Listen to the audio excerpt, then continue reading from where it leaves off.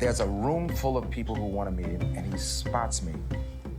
And he walks over, and he put his hand on my shoulder, and he said, "Young man, I want you to thank you so much for writing the music and the lyrics that you wrote, because it got me through many days of being in prison."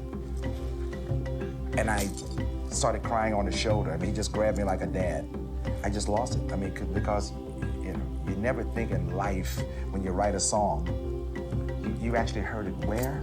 You know, you were sitting in solitary confinement for how long? You were listening to what? You know, he was like your grandfather that came by, and we had some of the most powerful people in the world that came by the house, and there was a great shot of everybody just leaning in, listening to him tell how. One of the mistakes which some political analysts make is to think that their enemies should be our enemies. Our attitude towards any country is determined by the attitude of that country to our struggle.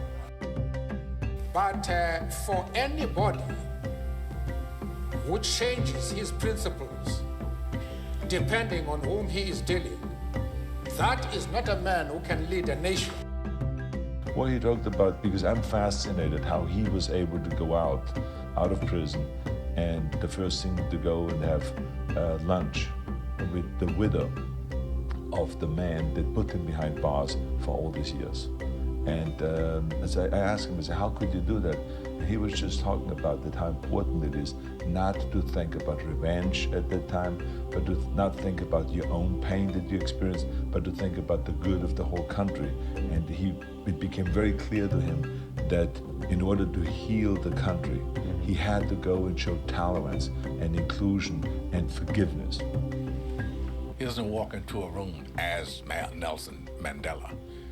He walks into a room as Madiba, as Nelson. He doesn't take the room gives itself. It's a quality he's always had, I think. When he first got into Robben Island, and they issued short pants to everybody except to Kathy. There was Ahmed Kathrada, the one Indian among them. Kathy rejected his long pants, and Madiba said, no, put them on. We're all going to have long pants. And then he said to himself, they're going to call me Mister. How did he do that?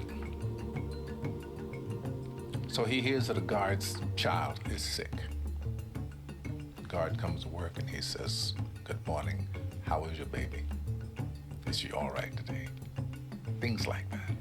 You know, he doesn't feel like the big success that we all hold him up as. He thinks of himself personally, deep inside, as a failure because of his family life. He couldn't do both. South Africa became his family. Yeah. I have noted with deep gratitude the generous praise that has often been given to me as an individual. But let me state this. To the extent that I have been able to achieve anything, I know that this is because I am the product of the people of South Africa. I am the product of the rural masses who inspired in me the pride in our past and the spirit of resistance. I am the product of the workers of South Africa who in the mines, factories, fields and offices of our country have pursued the principle that the interests of each are founded in the common interest of all. I told the plenary session that in a few months I'll be standing next to the road saying, "Please help, unemployed, no money, a new wife.